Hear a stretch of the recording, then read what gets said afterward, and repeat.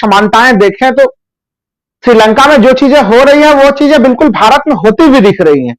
चाहे वो राजनीतिक पटल की घटनाएं हो, जो श्रीलंका में जिस प्रकार से बहुसंख्यकवाद की राजनीति हुई, जिस प्रकार से नफरत की राजनीति वहां पे तमिल और सिंगला राजनीति वहां पे की गई, उसी प्रकार का हिंदू मुस्लिम राजनीति हम लोग भारत में देख रहे हैं। हम लोग अभी 2 दिन पहले ही देखिए चर्चा ही कर रहे थे कि भाई सत्तारूढ़ पार्टी में एक सांसद जो है कि वो मुस्लिम नहीं बचा, हमारा केंद्रीय मंत्रिमंडल जो है वो मुस्लिम रहित हो गया। तो बहुसंख्यक राजनीति का इससे बड़ा उदाहरण और क्या हो सकता है। तो इस दौर में हम लोग भी हैं, तो राजनीतिक पैटर्न बिल्कुल एक जैसा मिल रहा है। थोड़ा अब आ जाए हम लोग आर्थिक पैटर्न के मामलों को लेके, तो देखिए आर्थिक जो संकेतक है, देखिए अगर अभी हम लोग भारत के कर्ज जीडीपी अनुपात की चर्चा करें, और 90% का भारत का जीडीपी कर्ज अनुपात है इस समय, और श्रीलंका का जीडीपी कर्ज अनुपात 104% है, तो बताइए 90% तो हम लोग भी खड़ा है, 104% पे श्रीलंका खड़ा है। ज्यादा अंतर कहां पे दिख रहा है। श्रीलंका के ऊपर अगर टोटल कर्ज की बात करें, अगर अर्थव्यवस्था के हिसाब से, तो उनके पास $51 अरब का लगभग जो है वो कर्ज है वहां पे, और उनको एक तरह से 2026 तक में अभी कम से कम उनको $25 अरब कर्ज का उनको भुगतान करना है इस समय। तो ओवर कर्ज में वो डूबा हुआ है। जरा भारत की स्थिति पे भी आ जाइए। अगर हम लोग 130 करोड़ की जनसंख्या मानते हैं, तो सोचिए कि प्रति व्यक्ति कर्ज भारत में अभी इस समय 97-98 हजार कर्ज प्रत्येक व्यक्ति के माथे पे, 128 लाख करोड़ का कर्ज अभी भारत सरकार के ऊपर भी है। तो हम लोग भी कर्ज के भारी मात्रा में डूबे हुए हैं। और मूर्ति साहब ने बड़ा अच्छा चीज कहा कि देखिए कर्ज लेने बुरी बात नहीं होती है, लेकिन आप उस कर्ज का कैसा प्रयोग कर रहे हैं, किस रूप में प्रयोग कर रहे हैं। क्या उस कर्ज को केवल हम दो और हमारी दो वाली जो सरकार है, केवल उन्हीं लोगों के लिए आप प्रयोग करेंगे, तमाम राष्ट्रीय संसाधनों के लिए उन्हीं को झोंक दिया जाएगा। तो ये कुछ बड़े मुद्दे हैं। तो इसलिए आर्थिक संकेतकों के आधार पर भी जब हम लोग देखते हैं, पूरी चीजें वही आती है। देखिए आप सोच के देखिए कि उनका पूरा संकट कहां से खड़ा हो रहा है। उनका संकट यहां से खड़ा हो रहा है कि उनका एक तरह से विदेशी मुद्रा भंडार उनके पास नहीं है, और इस कारण आज जो है वो डीजल पेट्रोल के मूल्यों का भुगतान करने में वो सक्षम नहीं है। वहां के जो एक तरह से जो ऊर्जा मंत्री थे, उनका बयान में देख रहा था, ऊर्जा मंत्री कह रहे थे कि $600 मिलियन तो जो है कि प्रतिमाह जो है कि वहां के जो डायस्पोरा के लोग थे वो भेज दे रहे थे। अब वो $300 मिलियन क्यों आ रहा है। तो वो ये अपेक्षा कर रहे हैं कि दुनिया भर में जो श्रीलंकाई मूल के लोग हैं वो लोग जो है कि डॉलर भेजें। तो आप सोचिए कि स्थिति कहां पे आ गई है। यानी जो कम से कम 7 सप्लायर्स हैं तेल के, जो बड़े बड़े सप्लायर्स हैं, उनके भुगतान अटके पड़े हुए हैं उनके पास। तो जब आपके सारे क्रेडिट आपके फॉल्स हो जाएंगे, आप डिफॉल्टर हो जाइएगा, तो कोई फिर आपको सप्लाई क्यों देगा।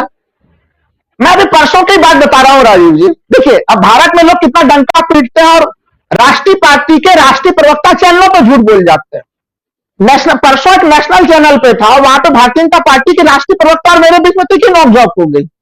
वो अभी इस समय हमारा जो विदेशी मुद्रा भंडार है आज के डेट में, वो है $593 अरब इस समय का विदेशी मुद्रा भंडार है, और वो अभी भी $600 का डंका पीट रहे थे कि राहुल जी आप गलत बोल रहे हैं, हम लोग तभी $631 अरब का पूरे के पूरे विदेशी मुद्रा भंडार पे खड़े हैं। मैंने उनको बताया कि भाई आपका डॉलर काफी कमजोर हो रहा है, डॉलर को बचाने के कारण आरबीआई भारी मात्रा में जो है कि एक तरह से वो रुपये को बचाने के कारण आरबीआई भारी मात्रा में डॉलर की बिकवाली कर रहा है। उस कारण से आपका विदेशी मुद्रा भंडार बहुत तेजी से घट रहा है। इस समय सिचुएशंस बने हुए हैं।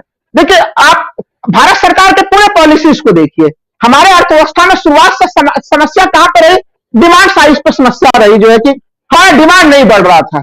सरकार शुरुआत से ध्यान कहां पे दे रही थी, सप्लाई साइड पे दे रही थी।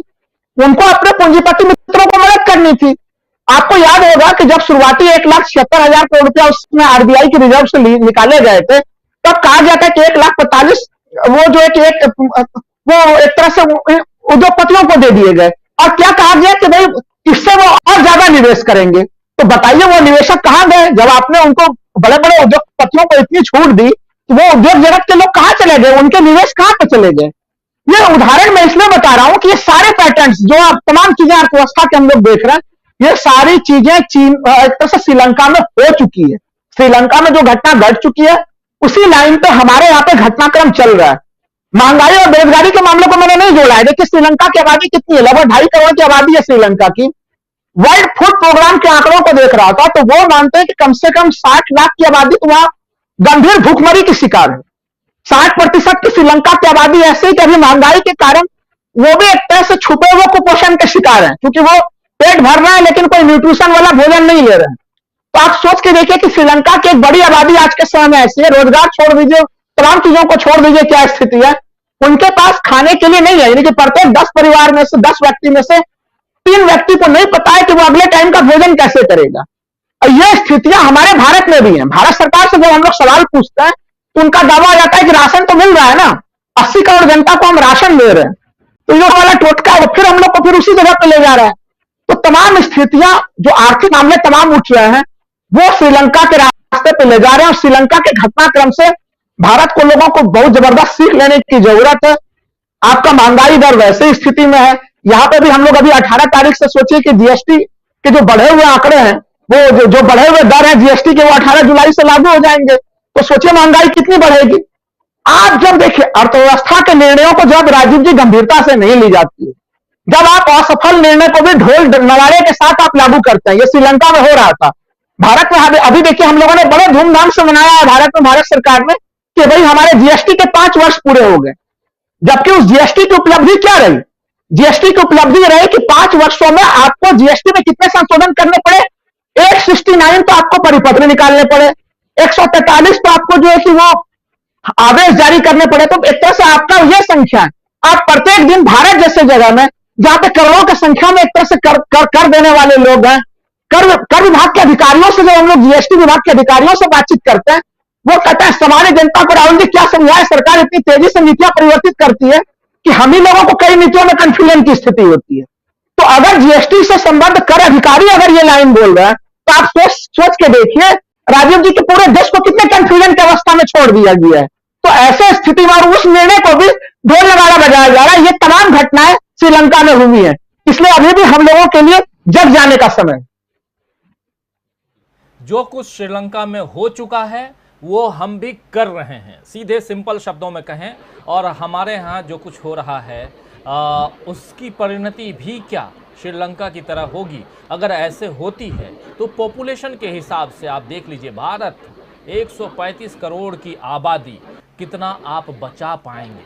और दूसरी तरफ इधर श्रीलंका हमारा बिल्कुल निकटतम पड़ोसी देश है, तो अमेरिका से खबर आ रही है कि बहुत जल्द पूरी दुनिया में 2008-9 वाली स्थिति आने वाली है, यानी रिसेशन आने वाला है।